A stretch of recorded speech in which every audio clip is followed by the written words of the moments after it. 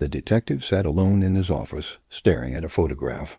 5 young girls, all teenagers, all dead. It was 1979, and Detective Paul Bingham had just closed one of the worst cases California had ever seen. He should have felt relief. Instead, something dark was growing inside him. 8 years later, Paul Bingham would take his own life. He left behind a 10-page letter. In it, he wrote about 2 men, 2 killers, and his fear that they might one day walk free. This is the true story of the Toolbox Killers. If you're ready to hear one of the most disturbing true crime cases in American history, hit that subscribe button. You'll want to follow this channel for more stories like this. Drop a comment below if you've heard of this case before. June 1979, Southern California. The beach cities were alive with summer. Teenagers cruised Pacific Coast Highway. The sun was hot. The music was loud. Girls walked the boardwalk in groups, laughing, planning their futures. 2 men watched them from a van. Lawrence Bittaker was 38 years old. Roy Norris was 31. They had met in prison 3 years earlier at a place called California Men's Colony. Most inmates spent their time lifting weights or playing cards. Bittaker and Norris spent their time planning murder. They made a pact. When they both got out, they would work together. They would hunt teenage girls, 1 from each age, 13, 14, 16, 17, 18, 19, 7 girls total. They called it their project. Here's the twisted part. Bittaker was smart, really smart. His IQ was 138, which is considered gifted. He could have been anything, a doctor, a lawyer, an engineer. Instead, he used that brain to plan the perfect crimes. They bought a 1977 GMC cargo van, silver. They called it Murder Mac.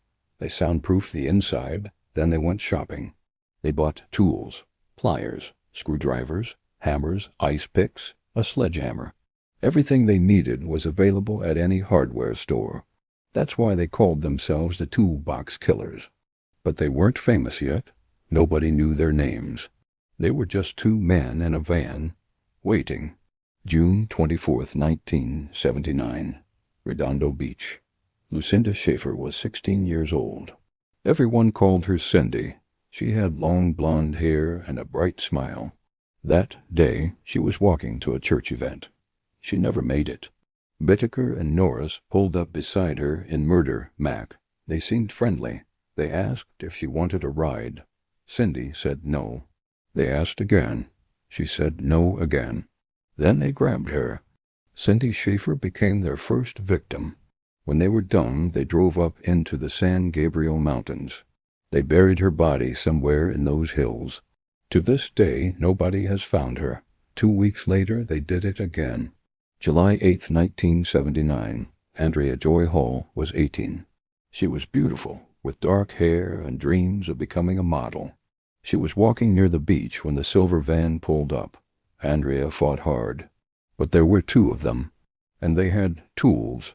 They kept Andrea alive longer than Cindy. They took photographs. They recorded audio.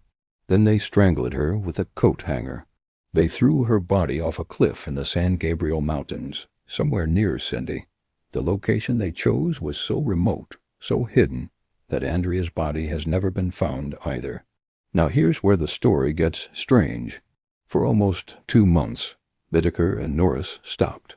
It was the height of summer. The beaches were packed, the perfect hunting ground, but they went quiet. Nobody knows why. Then September arrived, and they exploded.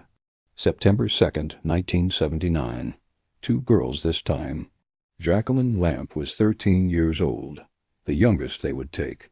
Jackie Gilliam was 15.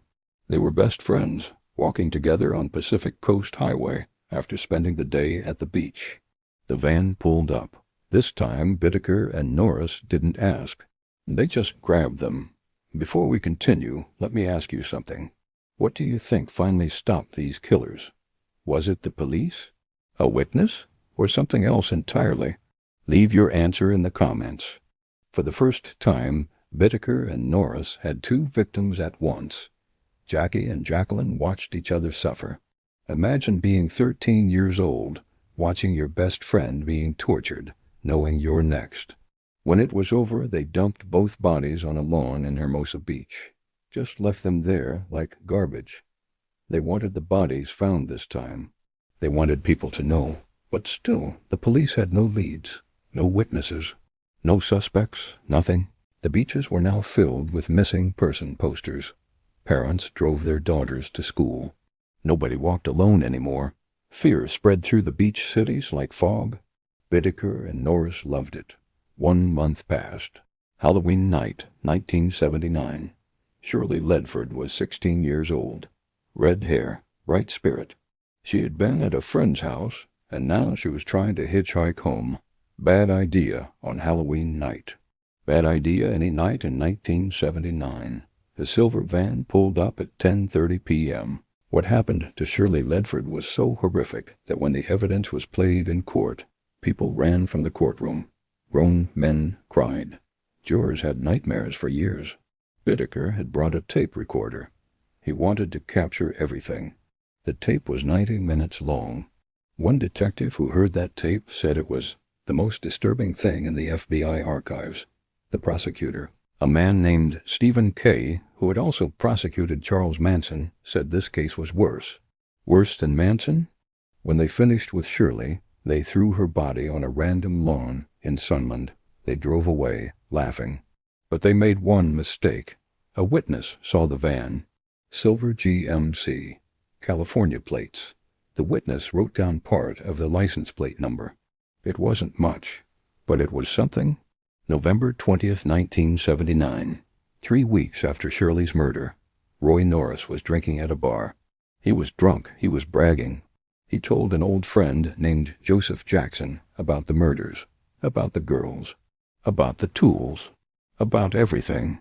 Jackson was horrified. The next day, he went to a lawyer. The lawyer called the police.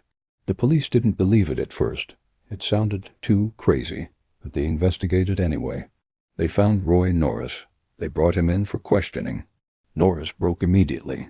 He confessed to everything, every detail, every victim. He drew maps. He gave dates. He explained how they planned it in prison. He told them about murder, Mac. Then he said something that made the detective's blood run cold. Larry has pictures, and he has a tape. Lawrence Bittaker was arrested the same day. The police searched his motel room. They found the Polaroid photographs. They found the tape. They found the tools. They found everything. But here's the mystery that haunted everyone. Bittaker never showed emotion. Not when he was arrested. Not during interrogation. Not at trial. He smiled. He joked. He seemed proud. The FBI brought in their best profiler, a man named John Douglas. Douglas had interviewed every famous serial killer in America. Ted Bundy, Edmund Kemper, Richard Speck. He sat across from all of them. But Lawrence Bittaker was different. Years later, Douglas said Bittaker was the most disturbing individual I ever profiled. Not the most violent, not the most prolific. The most disturbing. Why? What did Douglas see in that room? The trial began in 1981. Roy Norris had made a deal. He agreed to testify against Bittaker in exchange for a lighter sentence, 45 years to life, with the possibility of parole. Bittaker got death. On March 24, 1981, Lawrence Bittaker was sentenced to die in California's gas chamber. He smiled when he heard the verdict. He was 40 years old. Prosecutor Stephen K. went home that night thinking it was over. Justice had been served. The monster was going to die. He could finally sleep, but he couldn't sleep. For the next 2 years, Stephen K. had the same nightmare over and over. In the dream, he was rushing to save the girls. He knew where they were. He knew what was happening. But he was always too late. Always just minutes too late. He would wake up sweating, crying, angry at himself for failing girls who had died before he ever met them. Detective Paul Benham had it worse. Benham was the lead investigator. He had listened to the tape more times than anyone. He had studied the photographs. He had walked through the crime scenes.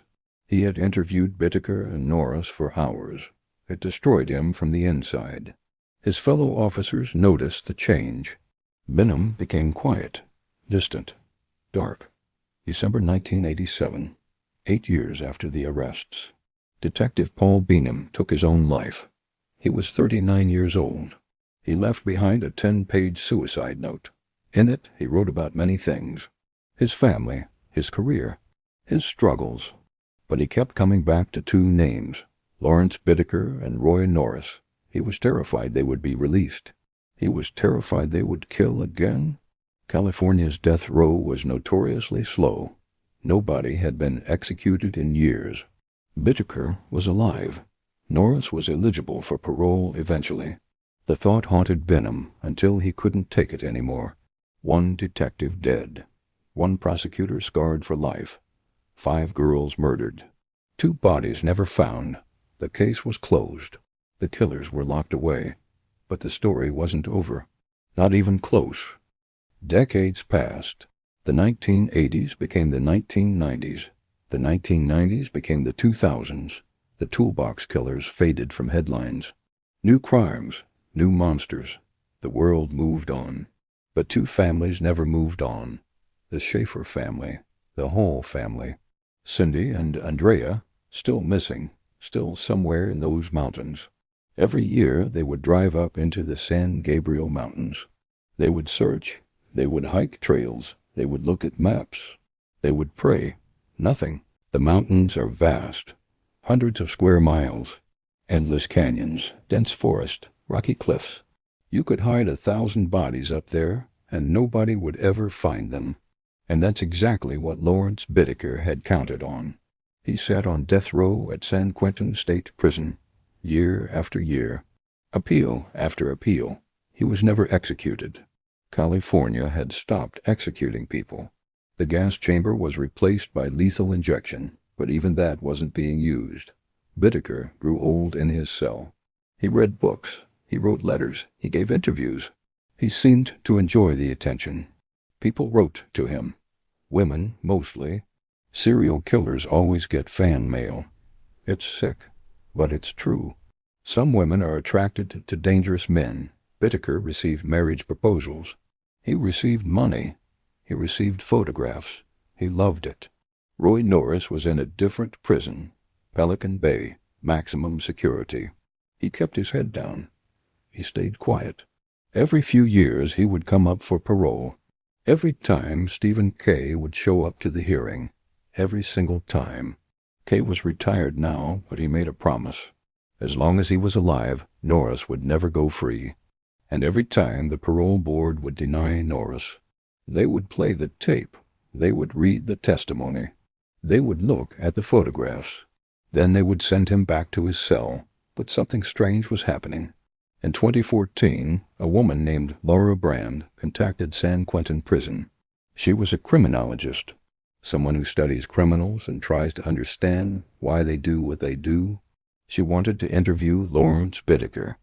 Most serial killers on death row refuse interviews, or they charge money, or they play games. But Bittaker agreed immediately. He was 74 years old now. He had been on death row for 33 years. Laura Brand walked into that prison not knowing what she would find. She had studied the case. She had read the transcripts. She knew what Bittaker had done. But she also knew something else. Bittaker was the only person alive who knew where Cindy Schaefer and Andrea Hall were buried.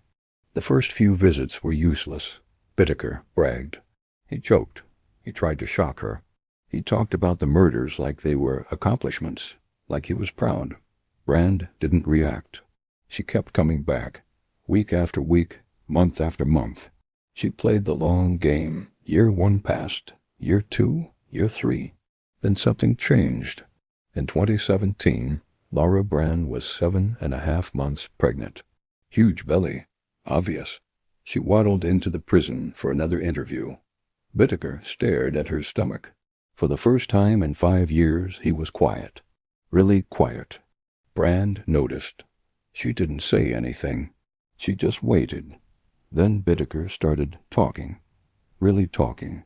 He told her things he had never told anyone. Details about the murders that weren't in the police reports. Locations, timelines, thoughts he had during the crimes. And then, almost casually, he mentioned the mountains. "I can show you where they are," he said. Brand's heart raced. She kept her face calm. Who? The two girls. The ones they never found. Cindy Schaefer. Andrea Hall. Brand didn't believe him at first. Bittaker had lied before. He enjoyed messing with people. He enjoyed the power. But this felt different. Over the next several visits, Bittaker drew maps, detailed maps. He described landmarks, roads, trails, specific rock formations. He remembered everything. "Why now?" Brand asked him. "Why are you telling me this after almost 40 years?" Bittaker looked at her pregnant belly again. "Because you're going to be a mother," he said. "Those girls had mothers too. Was it real remorse, or was it just another game?" Brand didn't know. She didn't care. She had the maps. In 2019, Laura Brand organized search teams. She brought in forensic experts, cadaver dogs, ground-penetrating radar. They went up into the San Gabriel Mountains, following Bittaker's maps. They searched for weeks. They found nothing. Either Bittaker's memory was wrong after 4 decades, or he was lying one last time. December 13th, 2019. Lawrence Bittaker died in his sleep at San Quentin Prison. He was 79 years old. He had been on death row for 38 years. He was never executed. He died of natural causes. The families of his victims were notified. Some felt relief. Some felt cheated. He never showed remorse. He never apologized. He never suffered the way their daughters suffered. And now he took his secrets to the grave. Or did he? Laura Brand didn't give up. She continued searching. She improved the maps. She interviewed people who knew the mountains in 1979. She studied old photographs. She used new technology. In 2021, Peacock released a documentary called The Toolbox Killer. It featured Laura Brand's interviews with Bittaker. It showed the search efforts. It told the whole story. The documentary ended with a question. Are Cindy and Andrea still up there? The answer is yes. They have to be. Bodies don't disappear. They're somewhere in those mountains. But there's one more twist to this story. Roy Norris outlived his partner by exactly 73 days. February 24th, 2020. Roy Lewis Norris died at the California Medical Facility in Vacaville. He was 72 years old.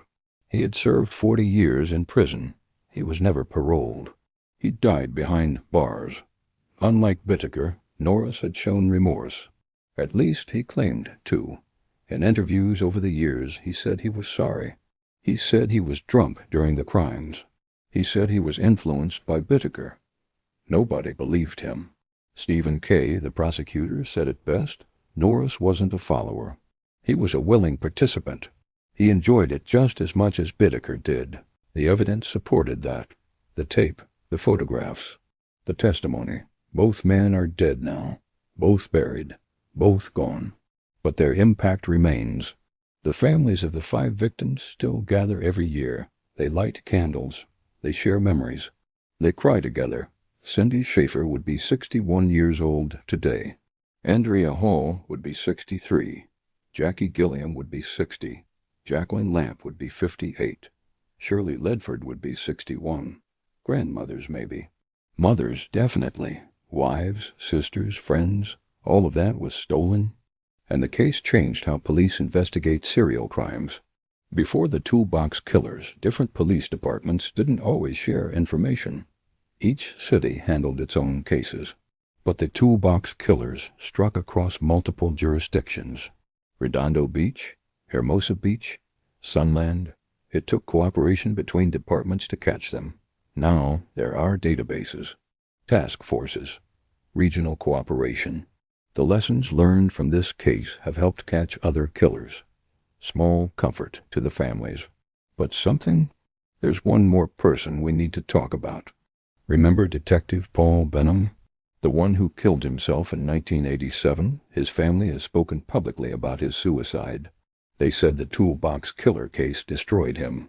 He couldn't eat, couldn't sleep, couldn't stop thinking about those girls. In his suicide note, he wrote about his fear that Bittaker and Norris would be released. He was wrong about that. They died in prison, but his fear was real, and it killed him. Some cases break the people who solve them. This was one of those cases.